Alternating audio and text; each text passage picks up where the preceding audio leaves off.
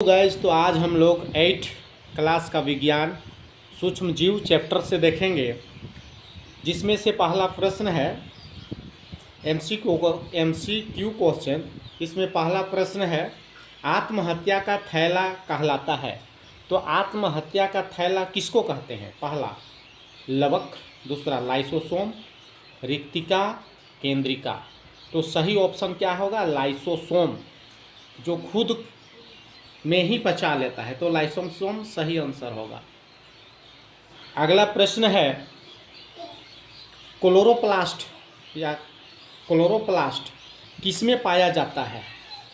Chloroplast किसमें मिलता है? जड़ में नहीं मिलेगा, वायवीय तना में भी नहीं, हरी पत्तियां में क्लोरोप्लास्ट। इसी के वजह से पत्ता हरा होता है, इसलिए सही आंसर सी, हरी पत्तियां होगी। अगला नंबर 3, ब्रेड या डबल रोटी या इडली फूल जाती है, इसका कारण है? किस वजह से ब्रेड या डबल रोटी या इडली क्यों फूलती है? किस वजह से? उष्णता गलत, पीसना ये भी गलत, ईस्ट कोशिकाओं की वृद्धि सही बात है। जब ईस्ट कोशिका वृद्धि करने लगता है तो डबल रोटी या ब्रेड या इडली फूलने लगता है। सही आंसर सी। अगला प्रश्न है 4, ब्रेड बनने की प्रक्रिया के दौरान कौन सी गैस निकलती है? जब ब्रेड बनने लगता है तो कौन सा गैस उत्पन्न होता है? ब्रेड बनने में कौन सा गैस निकलता है? Oxygen, nitrogen, carbon dioxide. तो सही आंसर क्या होगा? सी, कार्बन डाइऑक्साइड। कार्बन डाइऑक्साइड के अंदर जो है वो बुलबुले निकलने लगते हैं, इसलिए सही आंसर सी, कार्बन डाइऑक्साइड। अगला क्वेश्चन है, अगला जो प्रश्न है 5 नंबर देखेंगे। गेहूं की रस्ट के कारण होती है। गेहूं में रस्ट किस वजह से होती है?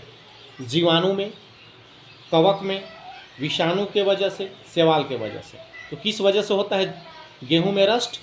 कवक के वजह से होता है। तो सही आंसर भी, कवक। अगला प्रश्न है 6, पैकेटों थैलियों में आने वाले दूध को खराब होने से बचने के लिए क्या किया जाता है?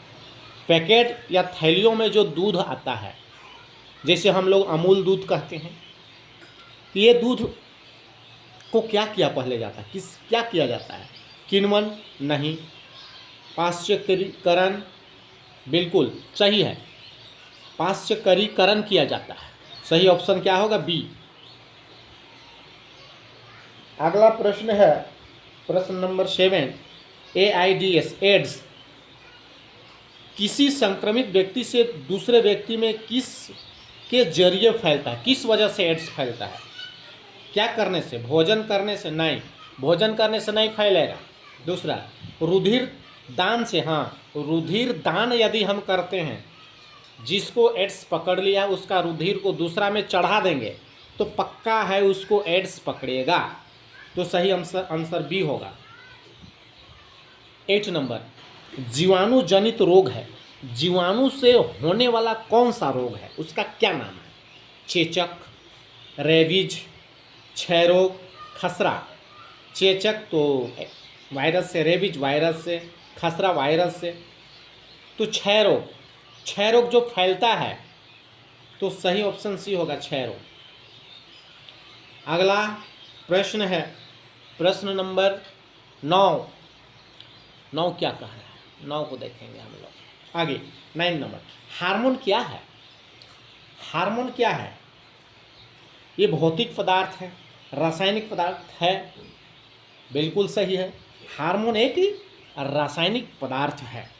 इसकी वजह से शारीरिक शरीर में वृद्धि, इसकी वजह से टेस्टोस्टेरोन, एस्ट्रोजन इत्यादि बहुत सारे ऐसे हार्मोन हैं जो प्रोडक्ट होते हैं, निकलते हैं।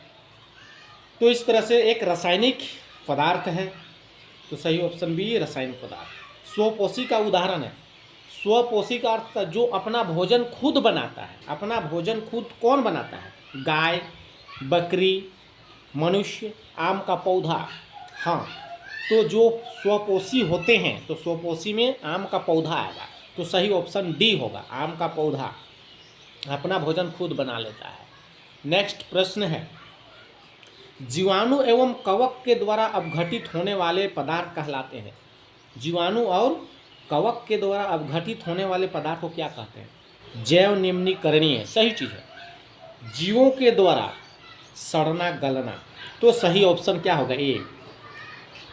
12 नंबर क्या कोड है? निम्न में से किस पौधे के पत्ते के रस का उपयोग मलेरिया और डेंगू के उपचार के लिए किया जाता है?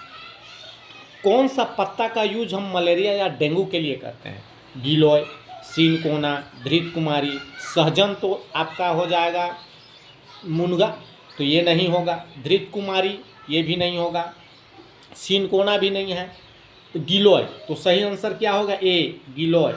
अगला प्रश्न है 13। जीव की सूक्ष्मतम मूलभूत संरचनात्मक इकाई है। एकदम 2026 का इम्पोर्टेंट प्रश्न आने वाला है, बल्कि आ चुका है ये, इसको लिख लीजिए अभी।